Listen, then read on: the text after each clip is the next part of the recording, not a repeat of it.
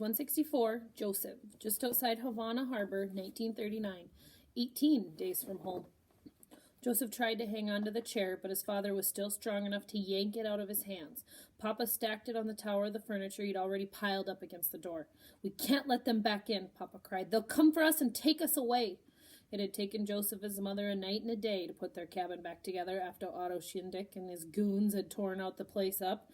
But in the span of 15 minutes, his father had undone it all again, snatching up anything that wasn't nailed down and stacking it against the door. Ruthie crouched in the corner, crying and hugging Bitsy. Joseph's mother had sewed the stuffed bunny back together first thing before Ruthie had seen it headless. Aaron! Joseph's mother said now. "You have to calm down. You're scaring your daughter." He was scaring Joseph, too. Joseph stared at his father. This skeleton, this crazed ghost, this wasn't his father. The Nazis had taken away his father and replaced him with a madman. "You don't understand," Joseph's father said. "You can't know what they did to these people. They'll do it to us." Papa threw an open suitcase on the pile, spilling clothes all over the room. When he'd put everything he could on the barricade, he crawled under the desk at the back of the room like a child playing hide-and-seek. Mama looked frightened as she tried to figure out what to do.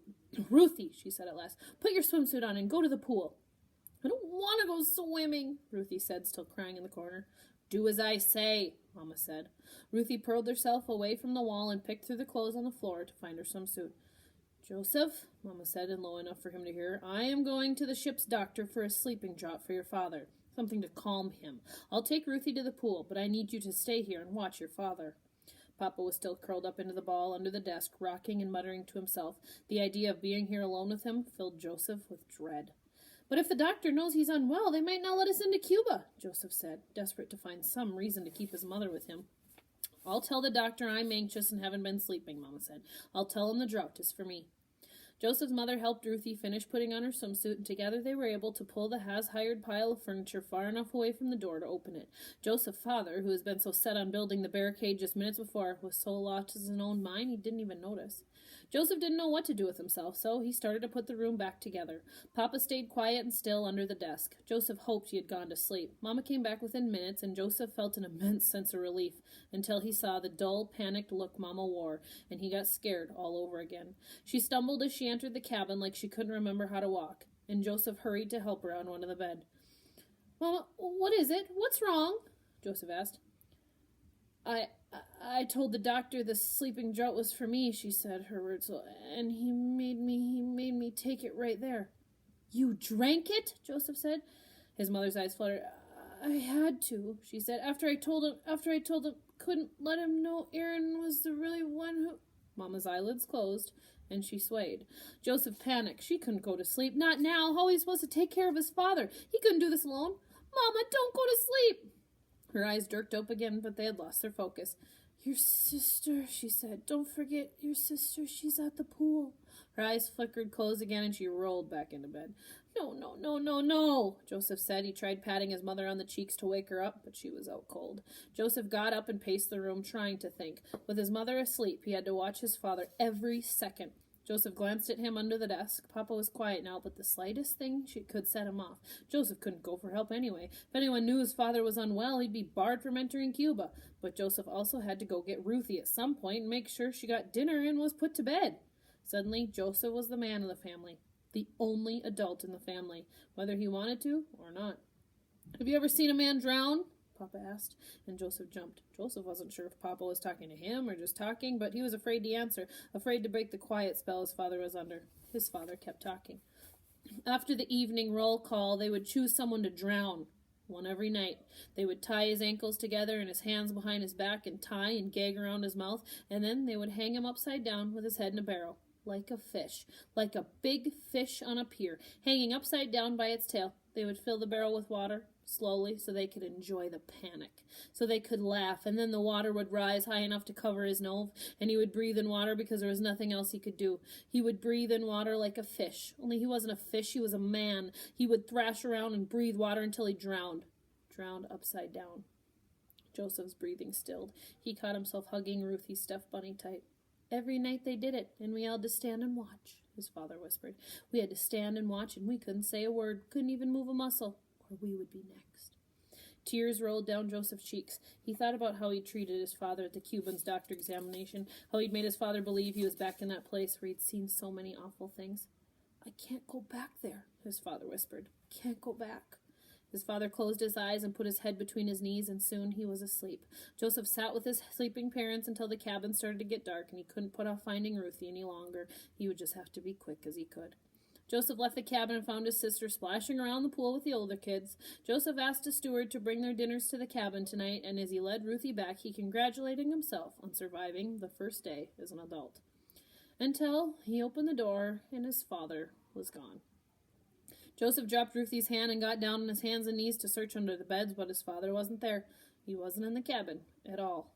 "No, no!" Joseph cried. He shook his mother, begged her to wake up, but she was sleeping Joe. It was too powerful. Joseph spun in the room, trying to figure out what to do. He snatched up Bitsy and put the little stuffed bunny in Ruthie's arm. "Stay here," he told Ruthie. "Stay here with Mama and don't leave the cabin. Understand? I've got to go find Papa."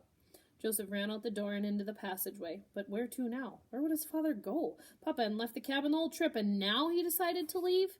Joseph heard a commotion. He sprinted up the stairs to A deck. Up ahead, a man was helping a woman to her feet, and both of them were looking angrily over their shoulders, the direction that Papa must have run. And that's when Joseph remembered. His father had left the cabin before, to watch them bury Professor Wheeler at sea. Somewhere up ahead, a woman screamed, and Joseph took off at a run. He felt as though he was outside himself, like he existed outside his own skin, and he watched himself slam into the rail and look over the side. Someone yelled, "Man overboard!" And the ship's siren shrieked. Joseph's father had jumped into the sea.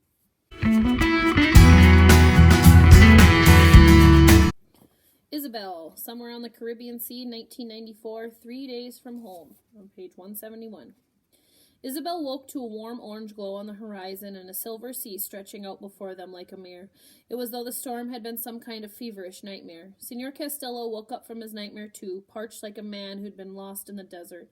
He drank almost half of one of the few gallons of water they had left in one long chug, then laid back against the side of the boat.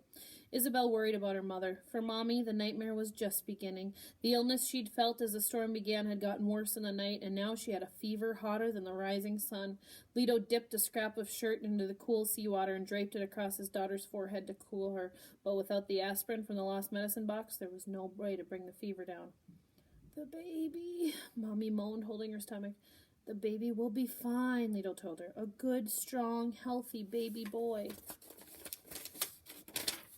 Lito and Senora Castillo took care of Isabel's mother. Poppy and Louis got the engine restarted and bathed it with water to cool it down. Omara, the rudder, steered the north now till the sun was in the sky. Everybody had a job, it seemed, except Isabel and Ivan. Isabel bumped shoulders and stepped on toes as she wobbled away over to Ivan in the bow of the boat. She sat beside him with a huff. "I feel useless," she told Ivan. "I know," he said. "Me too." They sat for a while in silence before Ivan said, "Do you think we'll have to do algebra now in our American school?" Isabel laughed. "Yes." "Will they have political rallies every day in school in the U.S.? Will we have to work in the fields all afternoon?" His eyes went wide. "Do you think we'll have to carry guns to protect us from shootings?" "I don't know," Isabel told him. The teachers told them all the time how homeless people starved in the streets of the U.S., and how people who couldn't afford to pay for doctors got sick and died, and how thousands of people were killed by guns every year. As happy as she'd been to get out of it, go to El Norte, Isabel suddenly worried that it wouldn't be as a magical place as everyone in the boat delivered. "No matter what, I'm glad you came with us," Ivan said. "Now we can live next door to each other forever." Isabel blushed and looked at her feet. She liked the thought of that, too. Castro's face was even more submerged now, which meant they were taking on water. Between the tanker and the storm, the little boat had suffered a pounding, and it was now even been seaworthy to begin with. Senor Castillo had only expected the boat to be on the water for a day, 2 at most. How much longer would it take to get to Florida? And where exactly were they? "Hey, is that land?" Ivan asked. He pointed over the side of the boat. Isabel and the others scrambled so quickly to see that the boat tipped dangerously in the water. "Yes! Yes!" Isabel could see it. A long, thin, dark green line at the blue horizon. "Land!" "Is it Florida?" Ivan asked. "It's on the wrong side of the boat to be the U.S., Louise said, "unless we got blown into the Gulf of Mexico overnight." "Whatever it is, I'm steering for it," Amara told them. Everyone watched in silence as the green line turned into hills and trees and the water got clearer and shallower. Isabel held her breath. She had never been so excited in her entire life. Was it really the United States? Had they made it? Amara brought them close to shore, then turned and ran south along it. Isabel searched the shore. There! She pointed to a red and yellow beach, umbrellas and chairs underneath them, and in the beach were chairs of white people. A woman in the bikini lifted her black sunglasses and pointed at them, and the man sat up and stared. As the boat rounded the beach, Isabel saw more people, all staring and pointing and waving. Yes, yes, we made it, Isabel shouted, shaking Ivan's arms. Ivan hopped up and down so much the boat groaned. Florida, he cried. A black man in a white suit hurried down the beach toward them, waving his arms over his head to get their attention. He yelled something in English and pointed for them to go farther south. Amara followed the shore around the bend, and open ocean gave a quiet little bay with long wooden pier. Pier had a little cafe with tables and chairs. Fancy two-man sailboats were parked on the beach next to the volleyball courts, and more umbrellas and chairs dotted the sand. Isabel's heart leaped. The U.S. was even more of a paradise than she'd imagined. Louis flipped a switch, and the putter of the engine died. The white people got up from their tables at the bar to help them to the dock, and Isabel and the others reached for their hands. Their fingertips were almost close enough to touch when the black men in white short-sleeve uniforms pushed their way between the vacationers and the pier and the boat.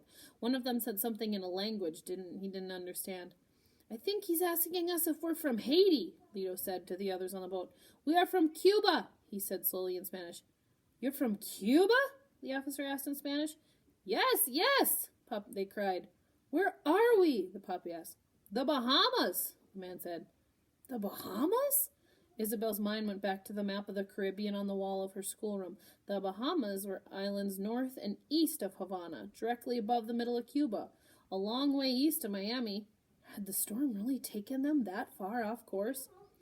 I'm sorry, the officer said, but you are not allowed on land. Bahamian law forbids the entrance of illegal aliens to the Bahamas. If you set foot on Bahamian soil, you'll be taken into custody and returned to your country of origin. Behind the officers, one of the tourists who knew Spanish was translating for the others. Some of them looked upset and staring, arguing with authorities. But we have a sick, pregnant woman, Lito said to the officer. He moved so the men on dock could see Isabel's mother, and the tourists behind the officers cried out for concern. The officers conferred, and Isabel held her breath. The commandment says that for health reasons, the pregnant woman may come ashore to receive medical attention, the Spanish-speaking officer said. Isabel and Ivan clutched at each other with hope. But she cannot have her baby here, the officer said. As soon as she is well, she will be deported to Cuba. Isabel and Ivan sagged, and everyone else in the little boat was silent. Isabel felt sick. She wanted her mother to get better, but she didn't want them to be sent back to Cuba. Couldn't the Bahamans just let them stay? How was one more Cuban family going to hurt? She looked back at the pier and the nice cafe. They had plenty of room. The situation was explained to the tourists at the pier, and they gasped and waited. All right, Lito said. My daughter is sick. She needs medical attention. No, Poppy said. You heard him. If we step off this boat, they'll send us back to Cuba. I am not going back. Then I will go with her, Lito said. I care for Teresa's life more than I care for El Norte. Tears ran down Isabel's cheeks. No, this wasn't the way this was supposed to happen. Her family was supposed to be together. That way, she'd insisted they all go on the boat. And if her mother went back to Cuba and her father went to the United States, which one was supposed to go with? Lito started to lift Isabel's mother, but Mommy pushed him back.